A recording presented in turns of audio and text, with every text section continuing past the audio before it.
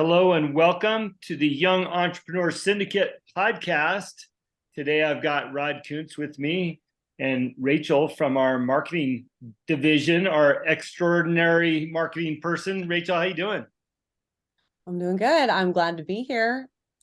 Happy to have you, and congratulations on Link Spirits winning gold in the San Francisco World Spirits Competition. Thank you. Thank you Right? very much. Talk about being an entrepreneur. You launched that brand real quick for our listeners who don't know that you have a spirits brand. Give us the highlights when you launched it and why, because I'd love for everybody to know. Okay, so Lynx is bourbon, and it's the first bourbon made by an all-female team. And I launched it in 2020. So it was scheduled to come out right of the year of the pandemic. I call it the silent launch. And it got off to a very slow start, but I will tell you that consistency has been critical to building this brand, because a little bit consistently is going a long way. I mean, like you just mentioned, we won a gold at this World Spirits Competition. It's the largest and most prestigious spirits competition in the world. I mean, the fact that we're a new player and, we're getting these accolades. Cigar and Spirits Magazine also gave us a gold rating. So we're only 2 years in and we're getting a lot of great feedback. Now, that being said, we're also getting a lot of no's. Like, we talk to different distributors and talk to different bars and restaurants and liquor stores. And it's like, would you like to carry our product? No. So you gotta not get discouraged, but the feedback that we're getting from the people whose, I think, opinion really matters has been great. So we're just plugging away. And Well, you're kind of dabbling a lot around what today's topic is going to be, but tell us real briefly though. You're all female owned, and there's a whole story behind the women behind this brand, correct? Yes. So a few years ago, I was shopping for a bourbon for a gift, and I was at the liquor store. And I noticed that it was a really masculine category, and I was looking for a gift for a woman. And I thought, I really want to make something that's in this space. So I contacted a female master blender. I had researched and found her. She's a third generation. She lived out in the sticks of Philadelphia, like a couple hours outside the city on this farm. And I said, hey, I just called her. And I was like, hey, can I come meet with you? I have this vision. I need an expert who's a master blender, who's a woman, who is going to get it. And she said, sure. And I flew out and then drove out to meet with her. And she called me Hollywood because I'm from California. And she was like, you have no business in this industry. You have no business in this space. And I don't know what you're wearing, but that stiletto boots and that pea coat just do not go on this farm. Like, what are you doing here? But after many meetings and many months and working with her, she understood the vision. I wanted to create a bourbon for women that drank more like a rich wine than a whiskey. And she goes, I get it. And I love it. Let's do it. So then she helped me find a female distiller. And then I did a lot of research to find a female bottler and female tasters who all, worked with me on this vision, and we brought it to life. And, it was so rewarding. I flew out to the distillery in Statesville, North Carolina, where we distill. And the woman who owns the distillery, she's so sweet, and she even had females on the assembly line bottling it. She was like, I just felt like it needed to be authentic all the way through. It was really wonderful. So Lynx is a wheated mash bill, which means that there's certain requirements to be considered a bourbon. And a lot of bourbon out there on the market has the ingredient rye, that ingredient in there. And we, by design, did not include it. So it's a wheated mash bill. The most famous wheated mash bill is Pappy Van Winkle, which is, like the creme de la creme of bourbon. And that was our inspiration.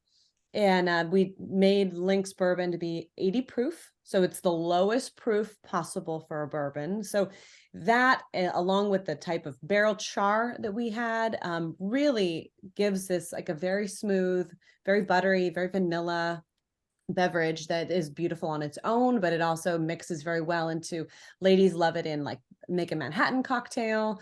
And we also did a menu book of like famous women throughout the years who've drinking bourbon. And so we've really thought about this all the way through and how to support women in their journey to explore bourbon, and get more comfortable with this amazing spirit. Rachel, what an awesome story. Congratulations again on your award. And just your story is so fascinating. You've inspired me. I know you sent me home one time with a case, 6 bottles of Link Spirit. It didn't last very long, Rod. And I didn't even. I was gonna say, what's this? I don't think we were spending much time together at that time, but it didn't last very long up here in Montana. Sorry. So thank you. But you really, like I said, you kind of dabbled around what today's topic is, and I'm gonna throw the question at you, Rod, or at least the topic at you, and that is the topic of never quitting. When you're an entrepreneur, or you're an aspiring entrepreneur, and you're building out your business plan, or you're looking to get started, or you've just started, there's a tremendous amount of value in not quitting. As we just heard from Rachel's story, she had to meet that woman over and over and over again to finally get what she needed. And now look where she's at today. So, Rod, what are your thoughts on never quitting? I'm sure Rachel will have additional ones, and I know I've got a few. So I'll let you start there, though. Well, I want to start by first saying, Rachel, you've given us all the groundwork for a great topic today. First, and you said you had a vision. You had a vision, but your vision led to a plan. You had a strategy, and it's so much easier to keep going when you have not. In fact, I saw this today. It said a goal without a plan is just a wish, right? You have to have, if you have a goal, if you have a vision, you have to have a plan to go with it. And that way, when things get rough, you go back to the plan, right? The plan can keep you going through the hard times. And if things aren't working, when you get into, you said when you started this, it was a slow start, right? It seems like all of my business ventures have been a slow start. And it's so easy for people to quit. I've watched it happen where people on the slow start, they're in a hurry. They want things now. That delayed gratification is something they need to ingrain in their entrepreneurial spirit, because it doesn't just happen overnight. It takes the work. And the other thing I'll say is, if things aren't going according to plan, sometimes we need to change the plan. Mm-hmm. And be willing to change the plan as opposed to quitting. Quitting's the easy way out. Changing the plan and tweaking the way to get there is the way to get to the end, right? The goal doesn't change, but the plan can change.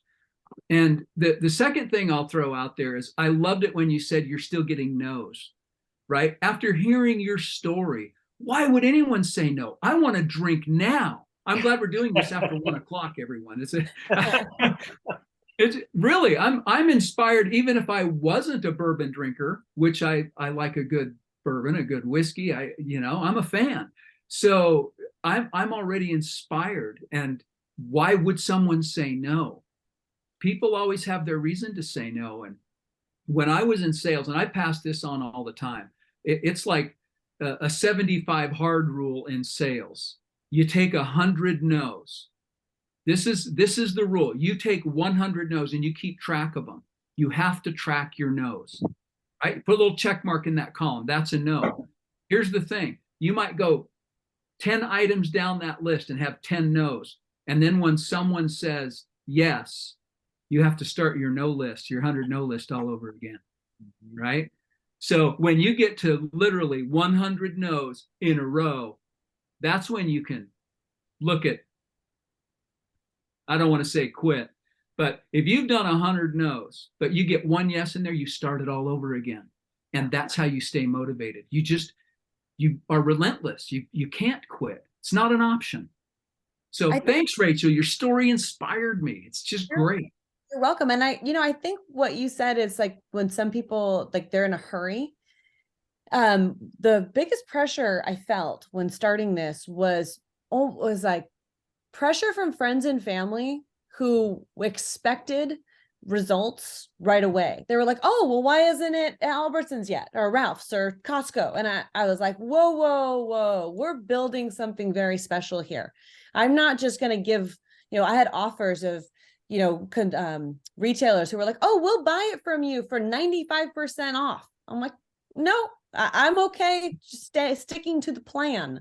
And it might take more time, but I knew that it would be authentic to the brand and authentic to the vision. And I wasn't just going to let that peer pressure of trying to turn it around quick, undersell what I was building. That was important. So tell us a little bit about your business plan. You obviously had a vision and a strategy, which tells me you had a plan for that. Okay. Did that help you get through that time? Well, I feel like I had an unfair advantage because of my 20 years in advertising and marketing and doing this for other people. I do this all day long for everybody.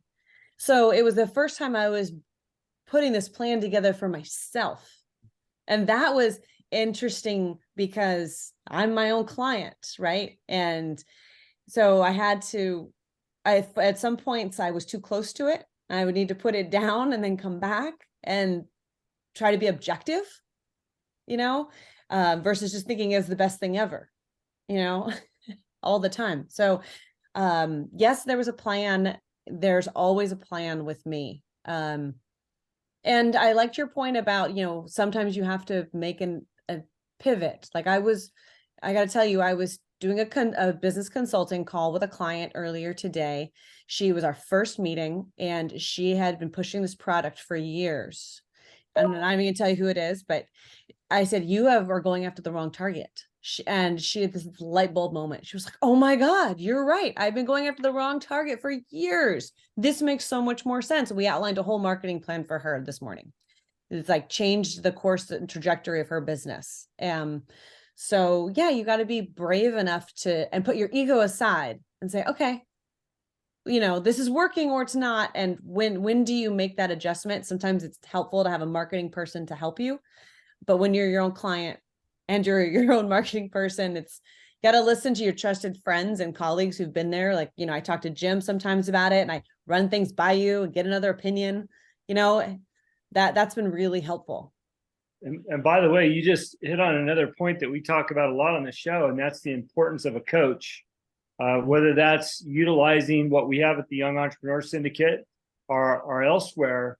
But, like your client today, you noticed something that she hadn't noticed for a very long time. And all of a sudden she had that aha moment. That's why coaches are so important. Your network's so important. And being, like you said, put your ego aside and listen to helpful advice and then disseminate what you're going to apply or not. So, just going back to this quit topic too, Rod, you've spent a lot of time in your careers and in different situations where quitting wasn't an option for you, right? I don't know why, maybe just a fun story, but I was just thinking about you out on the plains. Havre's experiencing -10 this week, and we're at 30 degrees, which feels warm to me. That's a 40-degree split. But I was thinking about you out there hunting for coyotes. I imagine there was a few times that you couldn't quit, otherwise the alternative wouldn't have been good.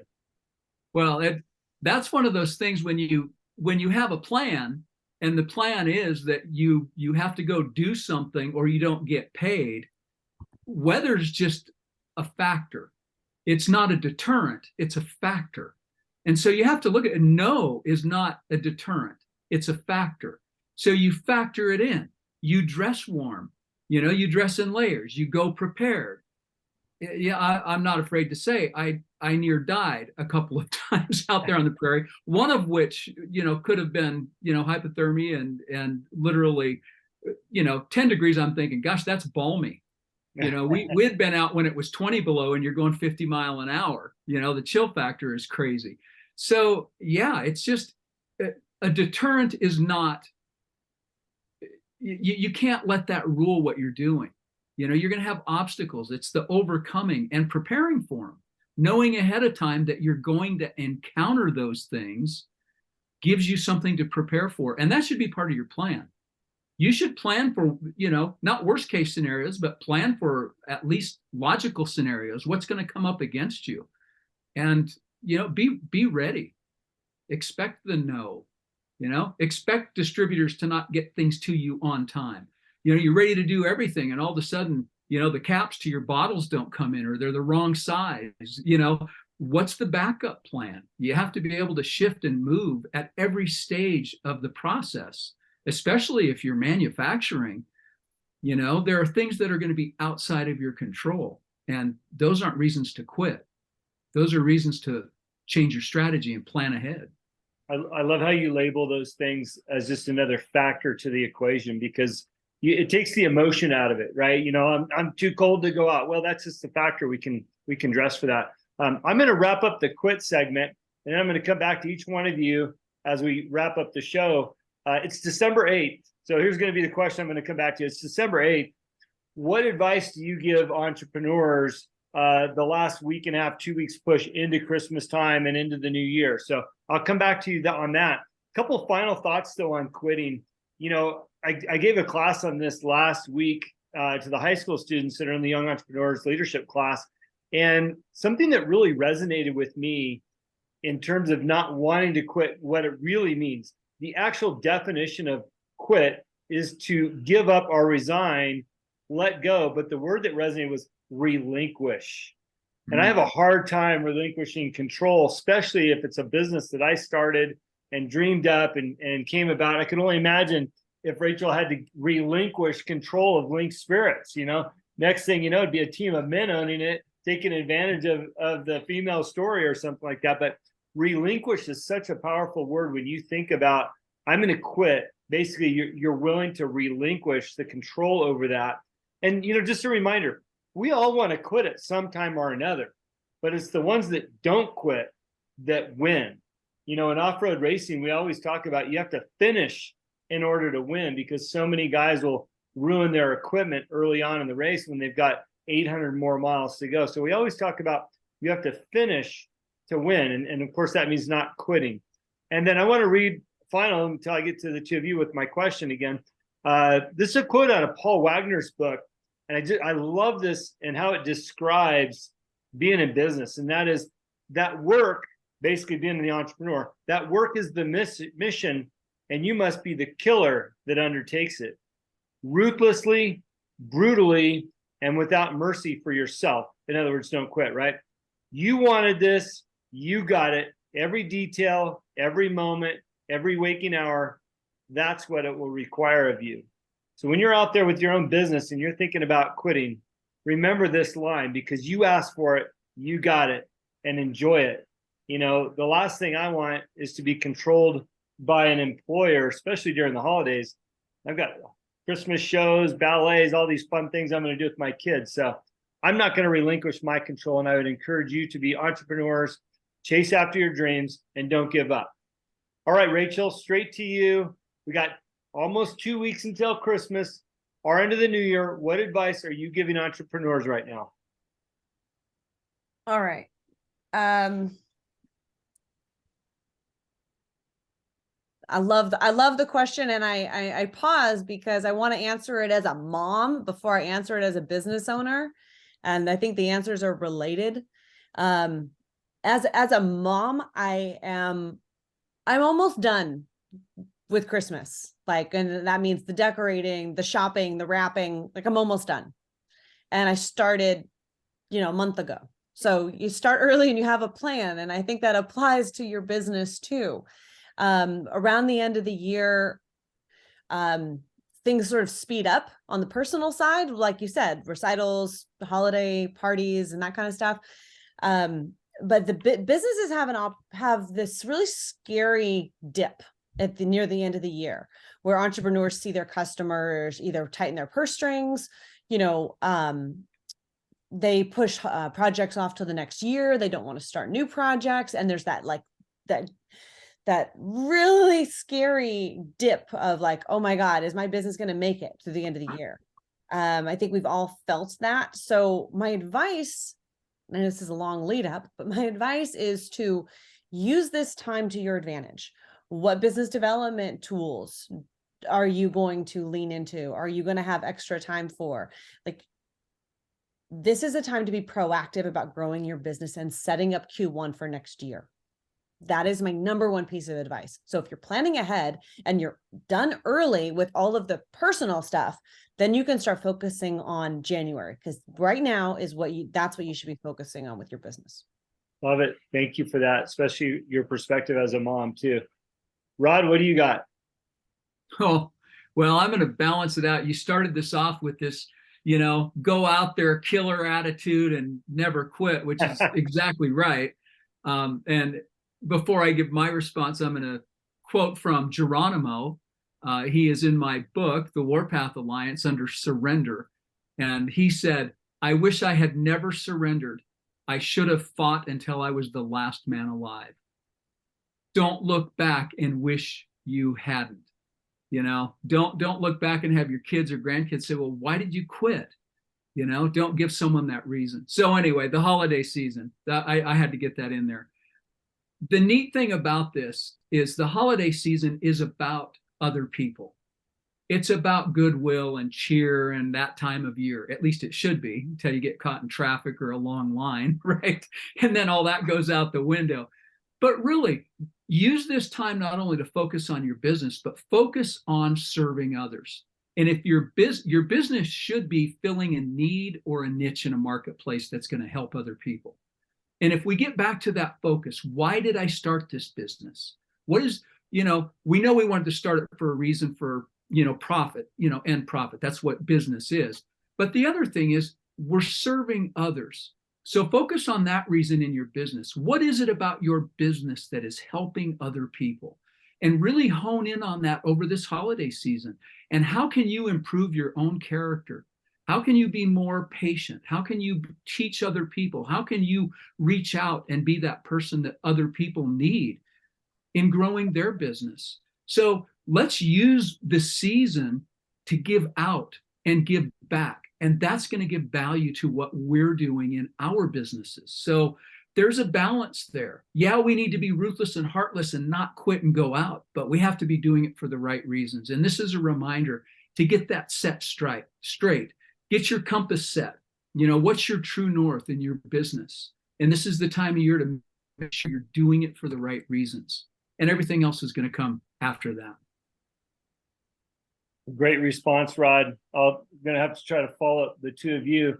I'm going to throw out an old tool that we've talked about a lot, and that is finding the white space on your calendar. When you look at the balance of December with your online calendar, or however you keep track of your scheduling, like Rachel said, you should have a plan, right?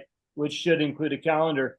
I would suggest that you sit down with your family, your kids, and fill the white space in with family activities for the holiday, and know that you've got them covered first and foremost. Like Rod suggested, this is the time about caring and giving and spending time with family. But if you know me, I also talk about the holiday advantage, right? So once I've filled in all the white space, given it to my family first, I'm going to start filling in the balance of that white space with exactly the advice that Rachel gave. And that's start doing my planning for Q1 and what's going to be happening then. And I think you'll find yourself in a wonderful spot come January 1, that you've done all the back work to be ready for what happens then, because this is an interesting time of year. Everybody slows down, and you have to, shift and shake to accommodate them if you're a go-getter. So great advice from both of you. By the way, you can gift a Young Entrepreneur Syndicate membership. If you go to our website, there's a gifting area. Or if you want to be a member, please jump in. And don't forget, if you are over 21 and you sign up, you have the ability to gift a membership to somebody under that age as a gift. So great opportunity to get somebody involved that wants to be an entrepreneur or something to do as a family. We also have a wonderful library of books that we recommend as entrepreneurs. Some of them are just good to have and read. So, outside of the entrepreneurial world. So thank you for that. And we're always available. If you want to reach out, hit us up through the website. And this show airs every week now. So Rachel, thank you for tuning in this week. Rod, good to see you and have you on as well. And look forward to talking to you both next week. Thanks. All right. Thanks, everyone.